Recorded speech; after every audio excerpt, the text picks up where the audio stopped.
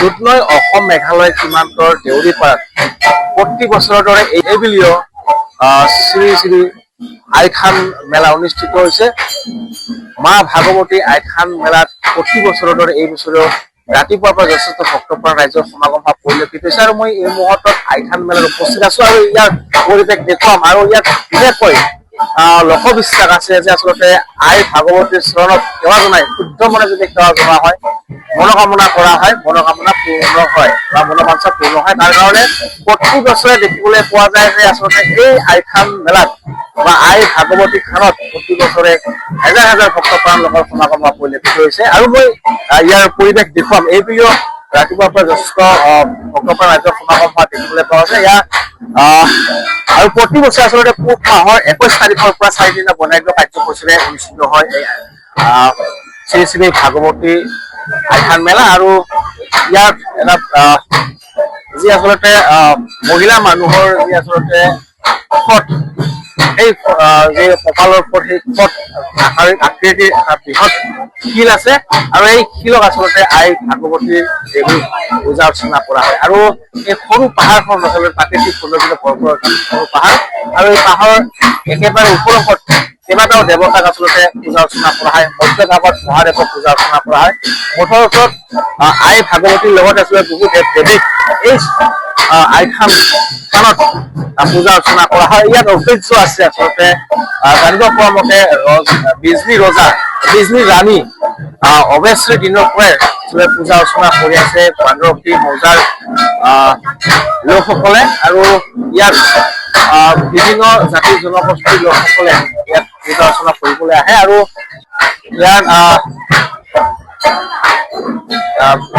বিভিন্ন দূৰ দূৰণিৰ বিভিন্ন অঞ্চলৰ বা দূৰ দূৰণিৰ লোকসকলে পূজা অৰ্চনা কৰিব আহে। আৰু আমি ইয়াৰ পূজা কৈছো যে আচলতে শুদ্ধ মনে আচলতে পূজা অৰ্চনা কৰিলে মনৰ সেইবাবে আমি যিহেতু এতিয়া পূজা আমাৰ বান্দৰসী পূজা 13টা গাঁও অনুষ্ঠান কৰে। 4 যুগ হৈ গ'ল, আগতে হাতীপুতি হৈ গ'ল। ইয়াৰ আমাৰ প্ৰতি বছৰে আমাৰ পুহ মাহৰ 21 তাৰিখত আৰু জানুৱাৰী 6 কেতিয়াবা 7 তাৰিখ যায়।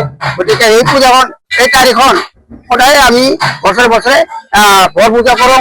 আৰু একেলগে আমি শান্তি হৈ ইয়াৰ ভালে ভালে আমাৰ এই মা নামৰ ভগৱতী আইথান, এই মা ভগৱতী ইয়াতে আৰু দৌৰি থাকোঁ।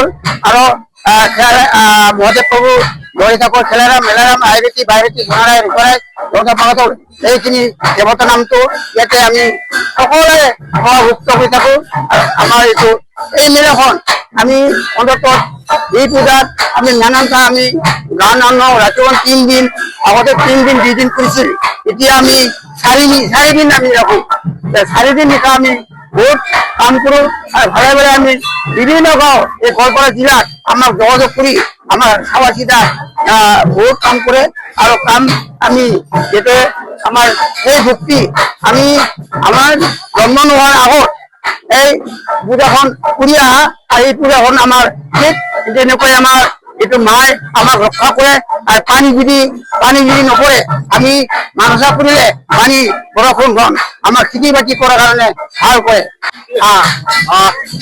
ইয়াৰ ৰাইজৰ ভক্তৰ সমাগম কেনেকুৱা? ভক্তৰ সমাগম বৰ্তমান ভাল। আৰু আমাৰ এই মাৰ তেওঁৰ যিটো আচৰণ, তেওঁৰ যিটো আমাৰ মাজত ভক্তি, মোৰ অনুমান 1840 খ্ৰীষ্টাব্দৰ পৰা এইটো উপস্থিত হৈছে।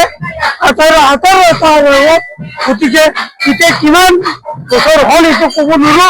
কিন্তু আমাৰ আটাৰ দিনৰ পৰা মানে তেতিয়াৰ পৰাই স্বৰ্ণলিপিত আমাৰ আখৰেৰে লিখা পাঞ্জা ঠাৰ এটা আছে। এই পাঞ্জাটো এই শক্তিটোৱে এতিয়া বৰ্তমান দক্ষিণ গোৱালপাৰা এৰিয়াত আজিকালি গোটেই অসমৰে মানুহ ইয়াত আহে। যোৱাকালি দাৰ্জিলিঙৰ পৰা আহিছে, আহে। গতিকে এইখিনি ইয়াৰ এটা লোক প্ৰমাণ আছে, হয়, ফল পোৱা যায়। মানে যোৱাকালি আমাৰ হাই চামুখৰ নালাগৰৰ পৰা মই মাৰ পৰা বৰদান খুজি দিছো এটা ল'ৰা হৈছে, ল'ৰাটো ভকতন হৈ আহিছে, এতিয়া বৰ্তমান 1.5 বছৰ হৈছে। ল'ৰাটো ইমান ভাল লাগে আৰু কাৰোবাৰ চাকৰি নহ'লে ইয়াত যদি মাক মাৰ্চন কৰে, মাক যদি মানে তেওঁ এটা ভক্তি কৰে, আনুষ্ঠা কৰে, তেতিয়াহ'লে চাকৰিও পায়। আৰু এতিয়া জয় জয় মমে ইমিউনি প্লেয়াৰ আছে, প্ৰত্যেক ইমিউনিয়ে ইয়াত আহিলে তেওঁ জয়লাভ কৰে। গতিকে এইটো তেওঁৰ মানে বিশ্বাস আছে, সেইকাৰণে জনসমাগম হয়। সমাগম হয়। হয়, লোকবিশ্বাস আছে, লোকপ্ৰবাদ আছে যে উত্তমনে দেৱীক কামনা কৰিলে, মনোকামনা কৰিলে মনোবাঞ্ছা ফল লাভ কৰে বা মনোবাঞ্ছা পূৰ্ণ হয়। সেইকাৰণে আচলতে গড়পৰাই নহয়, আচলতে বিভিন্ন জিলাৰ পৰা বা অসমৰ বিভিন্ন ঠাইৰ পৰা ইয়াৰ ভক্তগণ ৰাইজ আহি তেওঁলোকে দেৱীক সেৱা জনাই, আশীৰ্বাদ গ্ৰহণ কৰে। আৰু এনেদৰে দেখিবলৈ পোৱা হৈছে ৰাতিপুৱাৰ পৰা আচলতে সকলোৱে পূজাৰ সামগ্ৰী লৈ হাতে হাতে পূজাৰ সামগ্ৰী বা হাঁহ কুকুৰা লৈ তেওঁলোকে আচলতে পূজা অৰ্চনা কৰিবৰ কাৰণে ইয়াত মহাসভা পৰিলক্ষিত হৈছে। আৰু এইবিলো আচলতে 4 দিনীয়া বনাইটো কাৰ্যসূচীৰে অনুষ্ঠিত হৈছে শ্ৰী শ্ৰী ভাগৱতী আইথান মেলা। আৰু এনেদৰে দেখিবলৈ পোৱা হৈছে যে আচলতে প্ৰতি বছৰে পুহ মাহৰ 21 তাৰিখৰ পৰা 4 দিনীয়া বনাইটো কাৰ্যসূচীৰে শ্ৰী শ্ৰী আই ভাগৱতীৰ থানত মেলা অনুষ্ঠিত হয়, আইথান মেলা অনুষ্ঠিত হয়। আৰু আন আন বছৰৰ দৰে এইবিলো যথেষ্ট ভক্তগণ আজি সমাগম পৰিলক্ষিত হৈছে।